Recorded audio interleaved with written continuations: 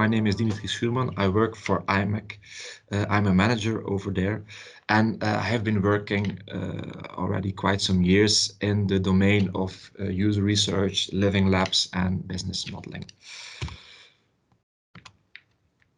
So you have been working on your ID based on some of the data sets and on some of the fantastic resources that have been provided to you. But this all originates or drills down to the how might we challenge it? How might you solve some of the issues based on the resources that you have been provided by the Blue-Cloud Hackathon team? And what makes the winning ID really a winner? And you might think, okay, the one with the best ID will win this hackathon, but this is not true. Because as we look at some famous quotes, average people have great IDs, but legends have great execution. IDs are a commodity, execution of them is not. And this is a quote by Michael Dell, and this is the CEO of the company that provided me with the laptop on which I am now giving you this workshop. And IDs don't make you rich. The correct execution of IDs does. Quote by Felix Dennis, a multimillionaire publisher. So these guys know what they are talking about. So, okay, you have a great ID. You have made maybe already some great stuff while hacking some of the resources that have been provided to you. But how can we really make it to a great success? How can we help you with the execution? And this is where this workshop is all about. One famous book, Disciplined Entrepreneurship by Bill O'Leary. And Bill O'Leary is an entrepreneurship professor at MIT, and he proposed a process of 24 steps that will lead to innovation or entrepreneurship success. We will not follow 24 steps today, but I have created a shorter version based on 9 steps, which might help with your hackathon IDs to prove them into winners. This idea of disciplined entrepreneurship, for example, can also be found in approaches like the lean startup, like in living labs, where we also use a structured approach. But at IMEC, we developed our own approach, and this approach is referred to as innovatrix.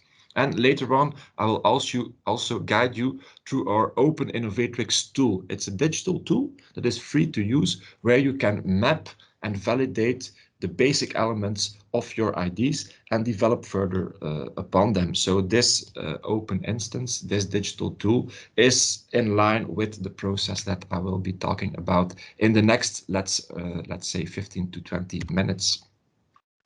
And this process is dealing with 3 main innovation components. First of all, we have the people who have an important stake in innovation, and it's the desirability of your innovation. Do you have a service offering that is adapted to the needs of stakeholders and end users? The second part is technology, or the feasibility. Do you have an offering or an innovation that is technologically feasible and that builds upon your capabilities? In this particular context of the hackathon, these technical capabilities are, of course, the resources that have been provided to you by the Blue-Cloud Hackathon team. And third of all, we have the business or the viability. Are you able to build a sustainable business model and a strategic fit with your goals, with the innovation? So these 3 elements are important, and in our 9 steps, we will tackle all 3 of them. Because these 3 steps lead to the intersection of the 3 elements or to the sweet spot of innovation. So the first 3 steps deal with desirability. First, we will ask you to identify who are the key users and stakeholders and what are their needs and current practices. Then you will engage in desk research and/or interviews to validate the assumptions that you have regarding these users, stakeholders, and their needs and practices. And then you will invalidate these assumptions based on the information that you have gathered. Then you can proceed to the technology stage. There you will list the jobs to be done based on these needs. What does your innovation needs to do in order to keep these users satisfied and happy? You will create a user story map and then identify future data and future models that these users or stakeholders would like to use. And then You will turn to the viability of your innovation. You will identify the value that is created and the value that is captured by your innovation. You will compare this innovation to the current practices. And then, last but not least, you will test the solution and indicate barriers. Bear with me. Step one, identify your key stakeholders or your key users and their needs. And so this is a team effort. You must brainstorm as a team. Who are your most important users or stakeholders? Maybe you'll have already hacked around a little bit, but the stuff that you are creating or that you make, who will really use it in the end, or who will benefit in the end? So who is your main problem owner? What will be the users, and who will harvest the benefits of this solution? So this can be done via post-its, but do it together. List on post-its why you put forward this user segment and discuss. Compare them, evaluate them, do a voting, and narrow down to maximum 3 user or stakeholder groups, because innovation is all about focus. So narrow down the group, discuss which ones are most important, and then regarding the most important ones, list what you know or what you think you already know regarding these segments. What are their needs? What are problems to be solved? What are current practices? What are the tools? What are the tool sets that they are already using? And what is current data or are current models that they already use while using the current tools? When you have mapped this, then you need to look for proof regarding these assumptions. Is the need or is the problem that you have listed, is it worth solving? Are we right regarding the current practices and data and models? Because are these things, do we really know that these users really are using these things, or do we need to check that? If you do task research, look for high quality and scientific studies. Check the authors, also check the funder of the studies, which is very important, so that it's neutral and reliable studies, and look for the original sources, not just a quote in an article, but look a bit further to the original sources so that you get as much close to the original research as possible. And then if you do interviews, use the diamond technique or the double diamond technique to structure your interviews. So I've put it here in the figure. Start with an introduction. Ask them about the current practices, about unmet needs and wants of this user group. And if you already have some idea of the solution that you're working on, you can then pitch your innovation, but never start with your innovation pitch at first, because then they will be biased. Start with an open mindset and ask them simply, what are you doing right now? What is the tools that you are using? And what could be better? What you think can be improved so that you can really have an idea about the unmet needs and wants. And if you already have your solution or an idea, pitch it and then look for the attitude towards this solution and look for drivers and barriers. Why would they use this? Why would they not use this? But especially the first part is very important. Try to talk to at least 5 users per segment and recruit really in guerrilla style. So don't let it hold you back. Simply pick up your phone, send out some emails, check where are representatives of this user segment and simply talk to them regarding this technique. Note down and process all your findings. And then go to the next step. Revise your initial assumptions that you based that you noted down, and revise them based on the evidence that you have gathered. Look, is your problem worth solving? Is there really a need among your user segments? Is there? Okay, you can proceed. Didn't you find a need or a problem worth solving? Try again and switch your user base or switch the ID or switch the need and work on the need that you have found. But it's very important, and the Lean Startup teaches us this, that you are able to pivot based on the findings that you receive. So this might have sounded a little bit abstract. So let's take a hypothetical example. So let's take, for example, one of the challenges of the Blue-Cloud Hackathon. How might we tap on climate and environmental data to predict how climate change is going to affect marine ecosystems?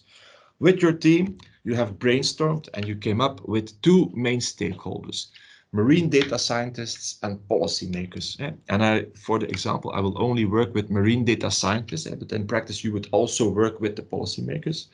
But regarding this marine data scientist, we first thought, okay, what do we know about NEED's current practices and about their current data sets and models? And then we interviewed some of these marine data scientists.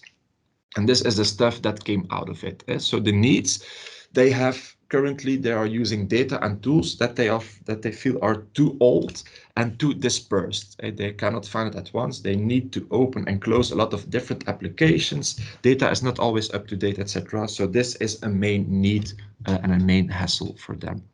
Current practices, they need to manually link a lot of these data sets and find and grab them together.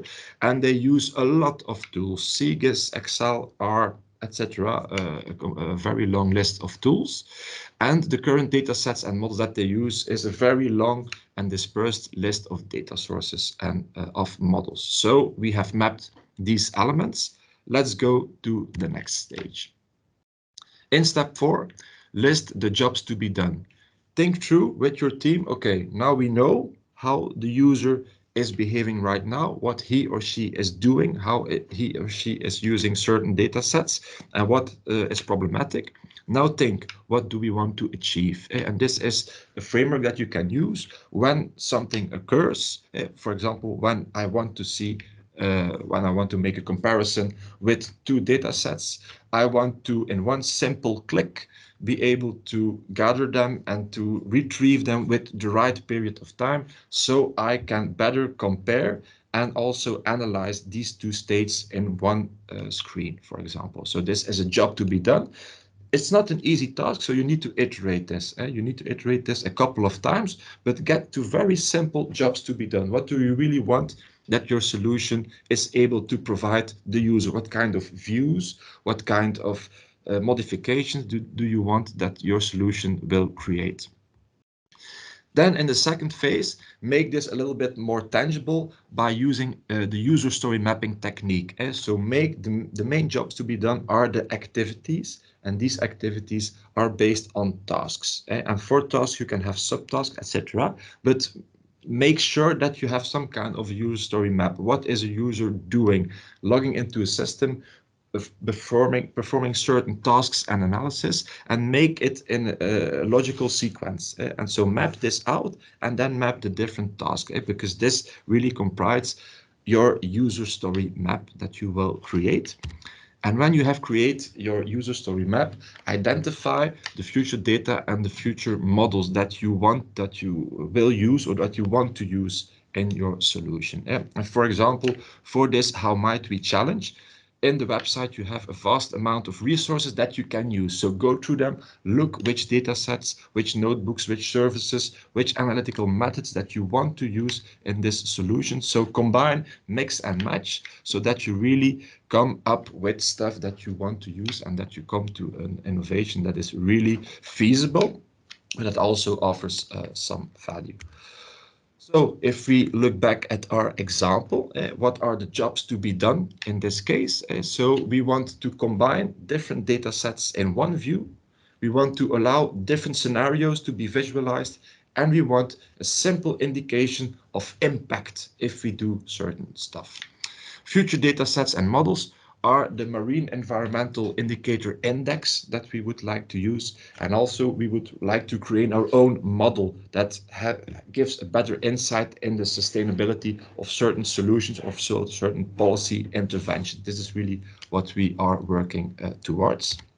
So to the final 3 steps, now identify what value you are creating for these user groups and what value is captured in terms of the environment or in terms of the government. So these are 2 separate elements, the value that you create for the user using your system or using your solution, and the value that this user will generate for the larger environment or for the government that is implementing this system. And to do this, to anchor this, Bain & Company have released their value elements. I have put here the B2B value pyramid. There you can choose, and then you get inspiration of what kinds of values can be created. It can be in terms of cost reduction, it can be in terms of the quality that is increased, responsiveness, it can be vision, social responsibility, etc. But think through what value is our solution creating for the user and as a whole, for the environment or for the government. And then, if you have done this, if you thought this through, make a comparison with the current practices. Look back at the tools, at the data, at the models that are being used right now, and look at them, compare with what you want to do. Okay, what are we competing against? Where do we really want to make the difference? So get in sync and in touch with their current tools and their current practices. And then test your solution and indicate the barriers of your solution. And this can be done by having, again, interviews or interactions with your user group or doing some simple tests. And these testing cards can give you some insight or can give you some handles on how to approach this testing. First of all, you put a hypothesis. We believe that our system is 2 times as fast as the existing systems. To verify that, we will perform a certain action in both systems and measure the time of doing these actions in the system. And we are right, of course, if we halve the time of execution with our system as composed to the current practices. For example, can be a test. If you've done this, voila, your matrix is completed, because here the value that we created with our solution was to provide faster results, to have more accurate predictions, and the value captured by the government was improved decision making that led to sustainability, or that could lead to more sustainable decisions in the future. And the barriers that we encountered were the costs, because this system could be costly, and it could also, we could have some resistance to change based in this user group. So these 9 steps can really help you to give more scope, give more focus to your idea. So what have we been using to map the ID? This is our digital twin canvas, but the digital twin canvas is dealing with data sets, is dealing with models, so it's perfectly fit for what you are doing. And I will repeat again what the different elements are in this canvas, and what you need to do during these 9 steps. You are filling this canvas with content, and you are also validating this content. And if you do this next to the hacking, you will give some sense of the hacking. Where am I going to? Why are we doing this? And what could be really the value of our solution? So you start with the stakeholders. Who are there? What are their main characteristics? For each stakeholder or user, what are the needs? What is really the problem of the stakeholder? What is the impact of the problem? You list the current practices, current behavior, and the alternatives or the tools that they are really using right now, the current data sets that they are using, and maybe some indication of the quality of these data sets and models. Then jobs to be done, what you really want that your innovation does, how will you really answer the need, what are the functions of the solution or of the system, and then value creation for the user, impact for the user, and value capture for the broader environment, for the broader society, government, or environment. What do they receive in return? Then what future data sets, what future models will you be implementing? What of the technology stack that is being offered by the Blue-Cloud Hackathon will you use, and maybe other stuff that you will be using or trying to use or trying to create in your system, and what are the barriers? So this is the devil's advocate exercise that you need to make. Why wouldn't it work, and what are barriers for adoption, usage, and potential market entry? So how can we provide you now with a compass to navigate this difficult maze, as I would say? And this compass really is our digital tool. And the digital tool, Open Innovatrix, if you click through the link, you come on the open instance, and you can make an account on that, and then you can for free start using it and mapping your ID and following these 9 steps. I've also provided a QR code, so if you scan this code, you will also arrive on the site. But let's now have a look at the site itself. I've created a sample project, the Blue-Cloud Hackathon sample. You will arrive at this dashboard. You will go to innovation tools. If you go to project info, you can add team members. You can add your team members so that they can also participate in your innovation board. But in innovation tools, and I chose the digital twin canvas here, digital twin canvas, and then they create a new board. Voila, and then here you can start filling out who are my main stakeholders. So remember, in our case, the main stakeholder were the marine data update criteria. And this way you can work and you can add assumptions. Data is too old. This way you can pivot, because if you fill out your whole canvas, then you can make an update here. Update if you do interviews, and this way you can see what remained assumptions, what became facts, and what is invalidated in fact. Because if you make an update, you could say data is too old. No, I didn't find anything for that. This was invalidated because the data that they are using is state of the art. So they can really reuse. We didn't. So our assumption was in fact invalid, and you can update this. So this way, the tool gives you a sense, gives you a compass on what to do next, and how you can really map and validate the most important elements of your ID. Good luck. Goodbye for now, and good luck with the rest of the hackathon. And maybe I will see you in the coming weeks after the hackathon. Bye bye.